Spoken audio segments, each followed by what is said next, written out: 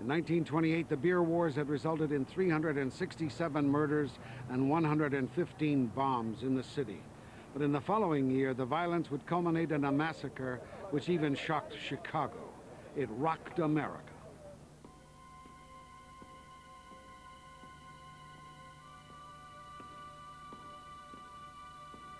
About 10 o'clock that morning, which was Valentine's Day, 1929, I believe, I got a call and told me to go to 2122 something North Clark Street.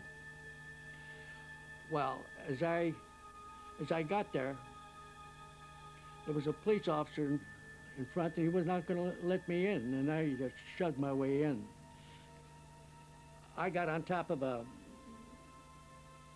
I don't know, I'll call it a truck or whatever it was, and shot down pictures of down, and then I got off of this truck and made about a half a dozen different photographs of these bodies.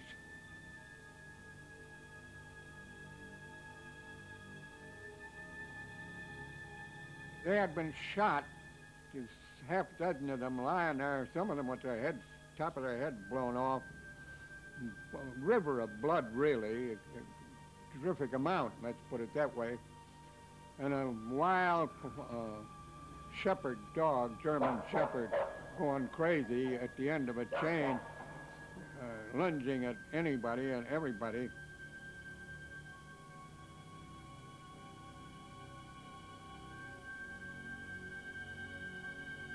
Very curious thing, it became a sideshow in Chicago. Every reporter in town, virtually, came there to look at it. Most of the politicians came to take a look at it. The place was a parade of people, and there was this lineup of corpses in a tangle and in a mess. It was not a pleasant sight. 7 bullet-riddled bodies, Bugs Moran's henchmen. They had tried to hijack one of Capone's liquor trucks. Jack Machine Gun McGurn, Capone's right-hand man, had shown Chicago exactly who was the boss. Willis O'Rourke of the Chicago Evening American went in and looked it over and came out, looked down at his feet, and said, "I got more brains on my feet than I have in my head," which I remember because it was an apt remark, gruesome but apt. Also, the Evening American that evening carried a great line: Chicago gangsters graduated from killings to massacres, which was true. With the St. Valentine's Day massacre, the whole of America woke up to the true face of Prohibition. The newspapers, with their stark pictures, crystallized Chicago's entire bloody history into an instant of horror. Millions of Americans realized that Prohibition had created Al Capone, that he was the man behind the massacre. The feelings against him and Prohibition intensified.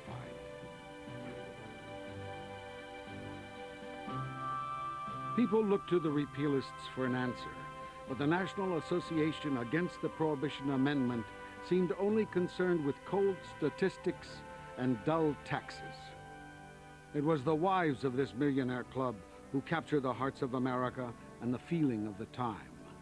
In the wake of the St. Valentine's Day massacre, Pauline Sabin, a politically active aristocratic New Yorker, launched the Women's Organization for National Prohibition Reform. A decade before, the women of America had been Prohibition's most impassioned supporters. Seeing themselves as guardians of the home and morality, they fought to close the saloons. Prohibition had promised to protect their family and children from the evils of drink. But by the end of the 20s, Sabin said that Prohibition had failed. American children were growing up in a lawless world where drinking was fashionable. With no age limits, young people could go to speakeasies serving unregulated liquor. They didn't know what they were drinking.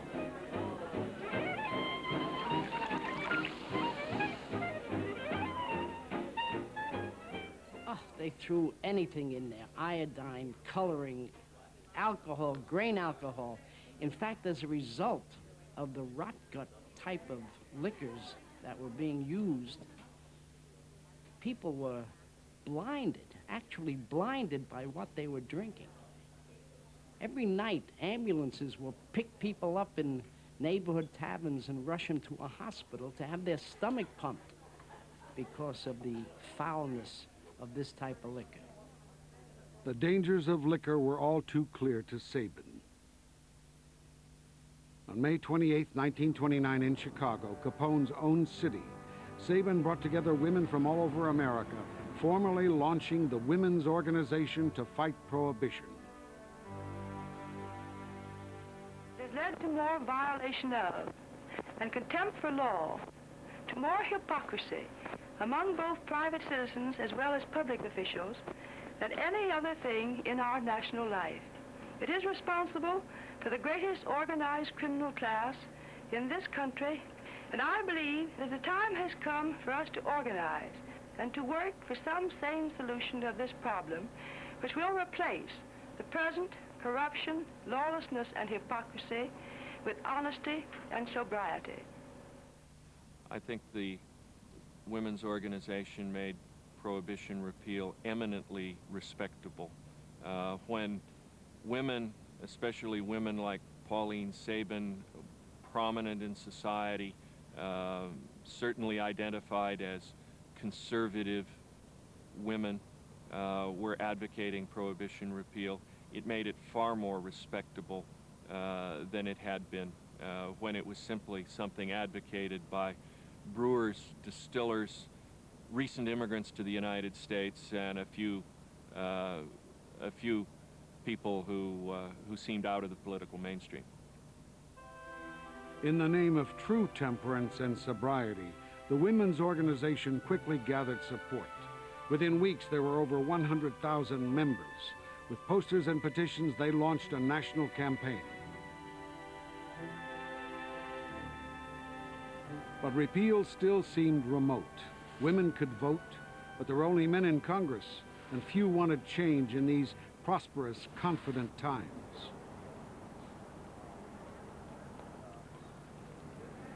But on the 17th of October, 1929, confidence snapped.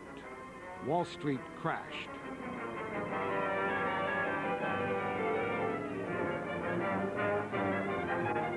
The New York stock market collapsed. America faced up to reality.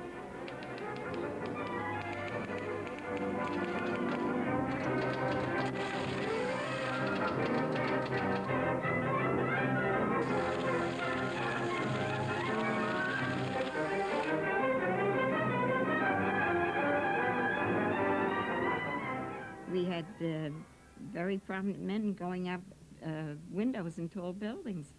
There was wholesale suicides.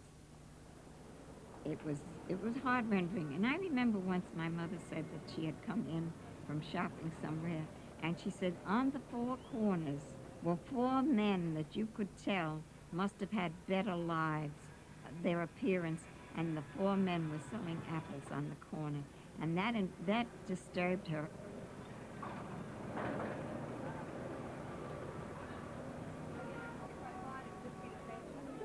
With the Wall Street crash of 1929, all the arguments that the prohibitionists had used, that prohibition was going to turn America into a prosperous country, were no longer valid. Taxes had risen with the Depression because the economy was failing, and simply to get the government to continue to work, they needed to raise taxes at all levels. And if prohibition was rescinded, liquor could be taxed again, and this would be a very valuable source of revenue and reduce taxes. Prohibition had been credited for the nation's prosperity. Now it was blamed for the country's poverty. The Depression gave Pierre DuPont the economic weapon that he needed. When we kill Prohibition, we give jobs to the unemployed, start the upswing to better businesses, and provide $1 billion a year to wipe out the government's deficit. Those who still supported Prohibition, like the Women's Christian Temperance Union, accused repealists like DuPont of just wanting to reduce their own taxes. Ella Milton was a member of the union and had fought hard for national prohibition. People who were wealthy, for instance the DuPonts, had done everything dry until they decided that if Prohibition were repealed, they wouldn't have to pay so much income tax. So they changed from being dry people to having people work. They gave their money to help repeal it. They even got women to be parts of it. Women who were wives or connected with public officials, high officials in the government. And these people all worked, and they paid people to break the law. The accusations of the dry union fell on deaf ears. By now, its leaders were seen as old-fashioned, pinch-nosed religious fanatics from a world that lay far behind them. Sabin's repeal movement represented the cosmopolitan, politically aware woman of the 30s. They were self-consciously modern, more deft with publicity, and more dynamic than their opponents. Sabin was as respectable as the Dries. While the Women's Christian Temperance Union struggled to keep its members, Sabin's organization attracted publicity and support. The repeal movement organized parades across America demanding beer and liquor.